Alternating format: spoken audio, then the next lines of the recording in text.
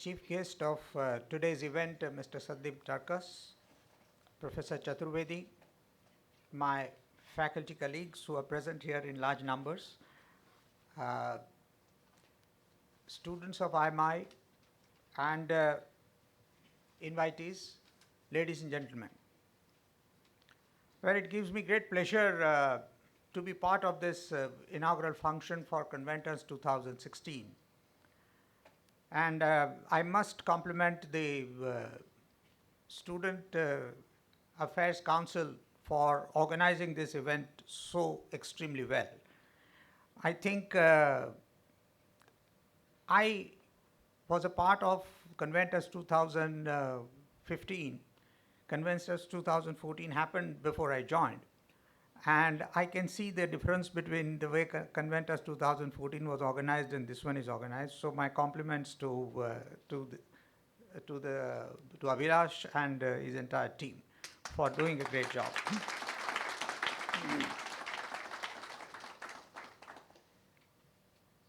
Now, Professor Chaturvedi has briefed you about the context of Conventus. And you know, this whole idea of coming together, it's a good thing that in this event all the clubs come together. And I'm waiting for a day when this event will involve not only the participants from IMI, but at the end of the day, I think when we go and participate in the events of other business schools, we must also have events here which are academic in nature where the other business schools come and participate. I think we have successfully integrated activities of different clubs. We now need to take it to the next level, and we need to kind of create some kind of, I remember this because at IIM Ahmedabad, where I worked for so many years, we used to have these events, and then we finally merged it and called it Confluence. And the Confluence became an inter-B school event, not just the inter-B schools within the country, but we focused on international B schools. And one of the parameters on which we used to measure the success of Confluence was how many international B schools actually participated and what was the size of the contingent that really participated in this. Now, at least we need to focus. If we consider ourselves as a premier B school, we should rub shoulders with the premier B schools of the country and invite. It's for them to participate or not participate. But it should be our objective to focus on the premier B schools and extend invitations and organize the event. Now, even if you can't do it in terms of a 3-day event, at least there is no harm in starting with a 2-day event. So I think I'm just leaving this thought for the Student Affairs Council to kind of look at it. You may take a year or two to develop this, but we need to kind of take this whole thing to the next stage. Now, saying this doesn't take away from the spectacular manner in which this whole event is being organized. But what I'm saying is that events like this primarily serve 3-4 types of purposes. The first purpose that it serves is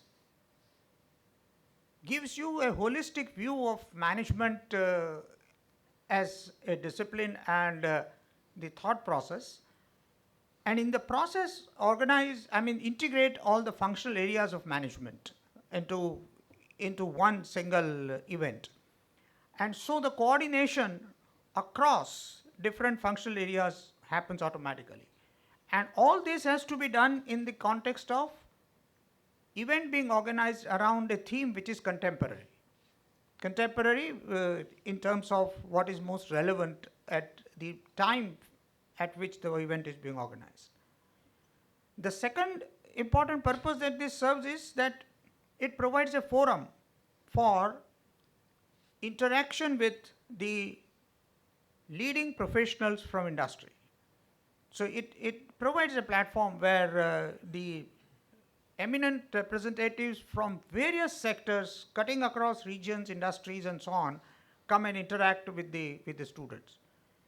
it also serves as a purpose for showcasing the managerial talent of the class.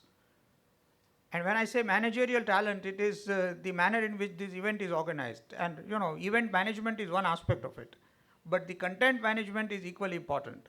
And what is it that happens in this, and how productive these sessions are, how carefully thought through these things are, and that is also very, very important. And finally, of course, events like this should serve the purpose of branding the institute, creating awareness about the institute, and ensuring that the institute has an outreach which is very, very large. Now, it is this last purpose that cannot be served unless you have other business schools participating. And it is in that sense that I was talking about this idea. Anyway, let me come to the theme of this year's Conventus. I think I agree with Professor Chaturvedi that there is nothing more contemporary than the issues of innovation, competition, corporate strategy, and sustaining organizations. Particularly after the global economic crisis of 2008, these issues have come to the forefront much more. And failure to address these issues creates problems that is now being recognized very, very widely. But then there is something about innovation that I would like to highlight. I mean, ever since we launched on economic reforms in 1991, which is 25 years ago, we have been talking about innovation. I mean, we have been talking about innovation since 1991, that innovations has to be an integral part of business strategy. Innovations is absolutely essential for survival, for growth, for sustenance, for excellence, and a host of things. So therefore, the idea that organizations need to innovate and that organizations need to integrate innovations with business strategy, there is absolutely nothing new about it. And in India, we started talking about it in 1991.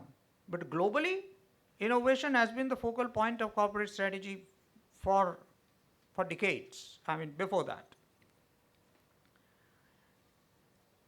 The only important thing that we need to note is that the way innovations are defined, the way innovations are pursued, the way innovations are interpreted can vary from country to country. It can vary from business to business. It can vary from region to region. The broad philosophy and ideas of innovation remain the same, but it is the art is in its application, and the application varies depending upon the context. I recall, I mean, if you go to the original literature about innovation, I mean, it dates back 200 years. I mean, and if you look at the original context of innovations, the innovations are of different types. And I think that is what matters. Now, today's generation, the modern generation, particularly the IITians and the B school students, have somehow come to the perception that innovations has something to do with the application of technology. Now, the technical innovation or the ideation part of it, which is basically the technology defined in its purest form, is of course at the heart of innovations. I mean, it is, but let me tell you that that's one part. With the modern generation and its fascination for IT and the technology which is IT driven, innovation is perceived in one particular way. And that is how the focus when you talk about startups which are based on innovations, focuses on these aspects. Initially, it was a green field, vast open, unexplored, and therefore, basically simple ideas developed well, delivered phenomenal results. But with the passage of time, the competition in that space has increased very, very substantially. And that is precisely what innovation does. Innovation disrupts competition. Innovation dismantles existing frameworks. And innovation, therefore, introduces completely new ways of doing business, completely new ways of looking at it, and so on and so forth. But then, let me tell you that India is a nation of a size and variety and diversity where we need to think about whether the concept of markets is what we perceive. I mean, markets are not about metros. Markets are not about those who are addicted to mobiles and the internet. The markets are far beyond that. And who do you expect? Do you expect Americans and Europeans to find out innovative ways of doing business in rural areas? Do you expect them to kind of come up with ideas that would serve our interior local markets? You expect them to worry about what happens in Northeast? I mean, who is it that now the whole point is that why do we have such a narrow mindset when we talk about innovations and the relevance to corporate India? Corporate India itself does not perceive it that way. Let me put it this way, and therefore, I remember the chairman of Hindustan Lever, immediately after reforms in 93-94 annual general body meeting of Hindustan Lever, talking about the company having to focus on rural markets. And it was the rural markets that actually drove the top line and bottom line growth of Hindustan Lever for quite some time. Now let me put it this way. Ideas have transformed industry after industry. I mean, the banking, financial services, I mean, the kind of things which have happened in these industries is phenomenal. I mean, if you look at the last 10 years. But end of the day, the old-fashioned manufacturing is also going to play a role in the economy. The economy is not going to be driven only by services. Innovations in services is very different from innovations in manufacturing, and innovations in the hardcore business of providing goods, not providing services. And I think it is that segment where there is a lot of scope. The other and equally important aspect is that options which did not exist when mobile technology became so widespread today exist. But then, how are we integrating those options with our business strategies? So the traditional principles of management are not going to disappear. The focus on sales and distribution, the focus on hardcore issues of financing are not going to disappear. The focus on hardcore issues of project management is not going to become irrelevant. It's a question of how do you adapt. And what is more important is that what in India, what works in North will not work in South. And what works in West is not going to work in East. And that means that somebody who has a contextual knowledge of this country is in a far better position. I mean, I used to say 20 years ago, when liberalization happened and the doors were opened for foreign companies and multinationals. So I just used to tell them that it is Indian companies that know Indian markets better, provided they continue to upgrade their knowledge of Indian markets. And they focus on the relevant aspects. And then you can give them run for money, because they will compete with you in the urban metro markets. For them to compete with you in the interiors is going to be very, very difficult. And which is where I think you will need to create innovative practices. Therefore, to me, the innovations is not just the ideation or the basic technology part, but the innovation is also about discovery of new markets. The innovation is also about discovering new methods of doing the same thing. Innovations are also as much about cost reduction as about product development. So introduction of new products is one part, but ideas that reduce costs also increase competitiveness. Ideas that can improve margins without really changing technology. And of course, I can't resist the temptation of saying that if in today's corporate world there is one functional area that requires innovations, it is HR. You know,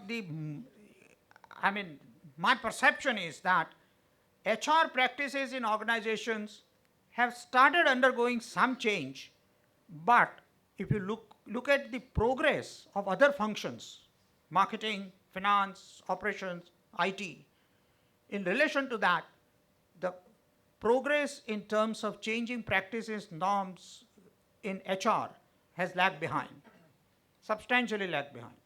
And if there is one functional area which will decide the future of organization in this country, it is HR. You know, the manner in which it is done. It's the same conventional areas of HR that would matter, but within each of those conventional areas, there is enough scope in terms of introducing innovations and ideas. And what is more important, that can anybody say that HR practices can remain the same regardless of the size of the organization? Can anybody say that HR practices can remain the same regardless of the scale and geographical spread of the organizations? I mean, you know, if that was the case, why would top management of organizations, when they are acquiring other businesses, taking over other businesses, at the top level, the fellow says, I'm least worried about the financial parts. I'm more worried about HR. That what happens to the culture of organizations which merge?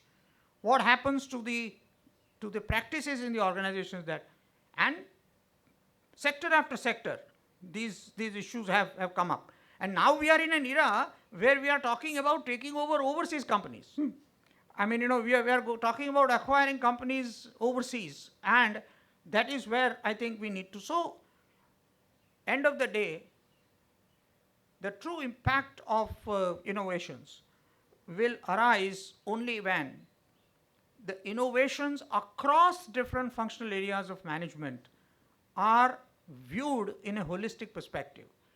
And the business strategy looks at this. And therefore, I think time has come where organizations will create the position of innovation manager. You know, something who is going to look after innovations as a regular activity. It's true that innovation is no longer a differentiator, but innovation will take the position of a core function, and that core function will need to be integrated. And while innovation per se will not be a differentiator, the approach to innovation and the changing context in which innovations are viewed will become an important differentiator. And finally, let me tell you that how you are integrating this. See, at the end of the day, Tata's, for instance, had an innovation cell and the innovation department from the very, very beginning. And the philosophy of Tata's was that no matter what is the level at which the employee is working, every employee has the freedom to give ideas in terms of how to do it and the level doesn't matter. Even non-managerial levels, people were encouraged to give ideas. And then they had method of processing these ideas. And they used to spend fair amount of time on doing these things. Now, let me tell you that Indians have the talent for innovation. That is the reason why, I mean, somebody was telling me that in NASA, 40% of the employees are Indians. Now, if you look at the R&D laboratories of Fortune 500 companies, a very large proportion of that, people working there are Indians. And therefore, we have the talent. Only problem is that Indian corporates have not bothered about paying attention to this, and therefore R&D budgets of Indian companies are amongst the lowest in the world for the kind of manufacturing power that we claim ourselves to be. The day we develop this, we will be able to retain talent. We will be able to attract talent back to the country. And the innovations can really proceed at a faster pace. I would say that any industry can at any given point of time be on a threshold of a game-changing innovation. Innovation which is so disruptive that it changes everything. And there are examples. Now, take for instance the advertising and media industry, which is the specialization of our chief guest. I mean, tell me, today, a guy who has been in advertising and media business for 30 years really feels scared because the manner in which this industry has transformed in the last 10 years and the manner in which it is going to behave in the next 10 years, we don't even know. So old ideas, old conventions, all old ideologies get dismantled and destroyed very fast. And one of the challenges for business schools is to keep up to date with this. And for keeping it up to date, I have been saying this to my colleagues for the last 2 years, and I will repeat it one more time, that if the industry changes, if the industry innovates, if the industry survives and thrives only by innovations and integrating it with business strategy, time has come for us also to innovate. The business schools have to innovate. It is not only in terms of changing curriculum and introducing new courses, but also changing pedagogies and looking at it. If managers are going to work in organizations which are going to focus a lot more on innovation, the managers require creativity which is far beyond what we are trying to inculcate today. And therefore, the focus on creativity and focus on encouraging new ideas has to be an integral part of business school curriculum. And unless we do that, I think we will not survive, and we will be back to the days when organizations will have to have long 6 months to 9 months to 1 year induction programs for converting managers into the kind of innovators and managers that they want, and in which case the business schools will become redundant and less relevant. So we are also in a competitive environment and we need to thrive. I'm sure that my colleagues are aware about this and they would be working on this. But anyway, I think this theme is very appropriate, and innovations in each of the functional areas which will be debated by the summits should throw up new ideas and new ways of looking at this problem. We are in an exciting world full of challenges, and each generation of managers that passes out in each new batch is going to face an ever-changing business environment. And therefore, I think the knowledge and experience that you will gain over the 3 days should be of immense value to you when you pass out and go into the corporate world, because that will showcase the reality that you are going to face. I wish the event all the very best, and I hope you have a very fruitful discussion over the next 3 days. Thank you very much.